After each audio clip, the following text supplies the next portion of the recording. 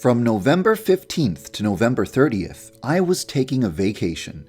As soon as my vacation ended, I got straight back to work on the game. In this video, I'll tell you what I've accomplished over the past 2 weeks, and what I plan to work on next. First, I'll talk about Osana and the speed of her development. I've mentioned this many times before, but in order to implement Osana, I need assets. The assets I need have been trickling in one by one over the past few months, so I've been able to make bits and pieces of progress on Osana. But I haven't been able to make huge leaps of progress because I've been waiting for the most important type of asset, animations, which take a very long time to make. Recently, I received a lot of the animations that I've been waiting for, so now I can finally start making huge leaps of progress instead of little bits of progress. I'm very excited about this, and I can't wait to finally start giving Osana a schedule and making her interact with Senpai. While I was waiting for the assets that I required, I spent my time fixing the game's frame rate, implementing the most requested features, improving my code, and adding new modes to help you pass the time while waiting for Osana. Now that I finally have most of the assets I've been waiting for, I'm going to turn my attention away from those other things and focus almost exclusively on Osana. With that said, it's possible that we may hit another point in time where I must stop working on Osana and wait for further assets before I can continue making progress on her. Originally, my personal goal was to implement Osana before January 1st, but this is no longer likely to happen. I underestimated how long it would take for all of Osana's necessary assets to be created. To make this process go by faster, I should have requested the assets months in advance. This is something that I will take into consideration when planning future rivals for Yandere Simulator. It's very unlikely that any rival girl will take as long to implement as Osana has taken. My goal is to design the rival system so that plugging in new rivals is a simple and easy process as long as I have the assets required. To be honest, it doesn't bother me if it takes a long time for me to receive assets, because I can spend that time working on all of the other features that still need to be implemented or improved.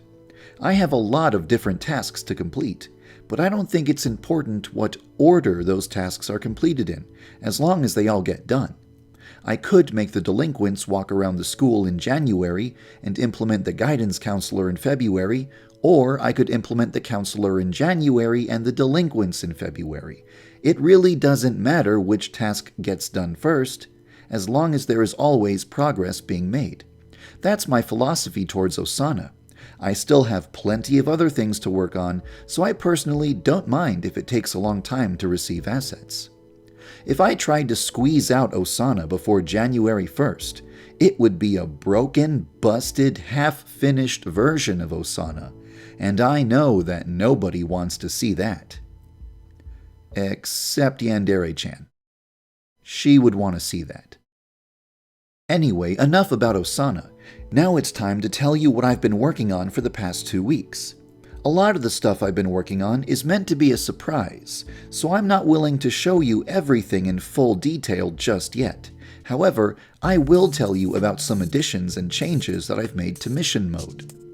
First of all, the text that appears on screen during mission mode has been changed to give mission mode a drastically different look and feel from normal gameplay. The concept of day-to-day reputation doesn't make sense in mission mode, so the reputation meter has been replaced with an awareness meter. Every time someone spots you doing something suspicious, the school students become a little bit more aware that there is a dangerous person on school grounds. If awareness reaches 100, everyone at school will realize that you are a threat, and you will instantly fail your mission. Next, the random mission screen has been revised. You now see a much larger portrait of your target, and a paragraph of text telling you about what weapon, clothing, and disposal method you must use. I have also added 5 new difficulty conditions. Instant failure if students see you doing suspicious things. Instant failure if a security camera sees you in a suspicious state. Instant failure if you pass through a metal detector while carrying a weapon. The inability to speak with other students. and an additional mission objective aside from killing your target. You must find a key, find a safe, unlock the safe, and steal its contents. It's not supposed to be super well hidden, but I'm not going to tell you where it is because I think it would be more fun to let you find it on your own. There is also one more additional difficulty option that I've added to the game.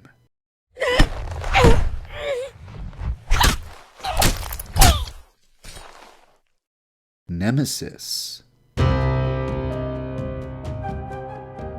Nemesis is a character who attempts to hunt you and kill you during mission mode. It is impossible to kill her with a frontal attack. If you want to kill her, you need to approach her from behind. However, if you run, she will hear your footsteps, so you have to walk, crouch, or crawl if you want to sneak up on her. You can decide whether or not Nemesis will spawn from the screen where you create your mission. To make things more interesting, you can also decide if she will be invincible or not. And to make your mission even more challenging, you can decide if Nemesis will be disguised as one of the female students. If she's not wearing a disguise, it's very easy to see her coming. She has messy hair, her eyes are thin, she wears gloves, and her hands are always fists. But if she is disguised as a student, there is nothing that gives away her identity. If Nemesis was too aggressive and was always heading straight for the player's current location, mission mode would become impossible. However, if Nemesis was just blindly wandering around the school, the player might never even encounter her, and she wouldn't present any challenge at all. I've tried to strike a middle ground, where she is intimidating and threatening, but not such a huge obstacle that the game ceases to be any fun at all. If this iteration of Nemesis isn't challenging enough, I'll make her more aggressive in the future. At a low difficulty level, Nemesis is not very intimidating. You can even toy with her if you want. But at a high difficulty level, when you have numerous conditions to worry about, and the timer is ticking down, and Nemesis is closing in on you, she becomes a much more formidable threat.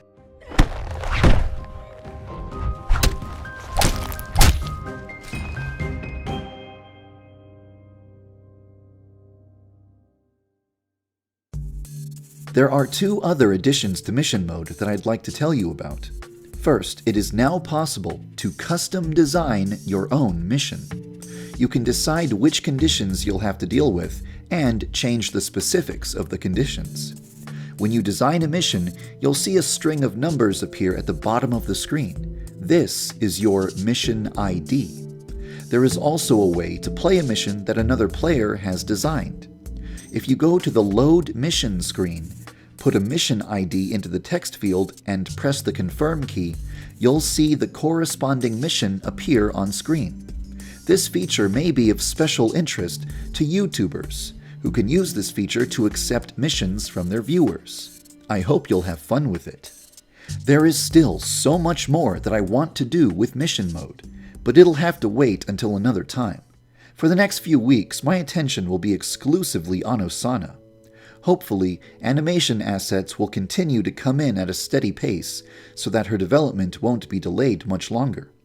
I would love to do something special for Christmas like I did last year, but it would take a lot of time, and I'd rather focus my time on Osana right now, so I probably won't do anything festive on December 25th. In January of 2017, I'd like to follow up on the videos that I made in January of 2016.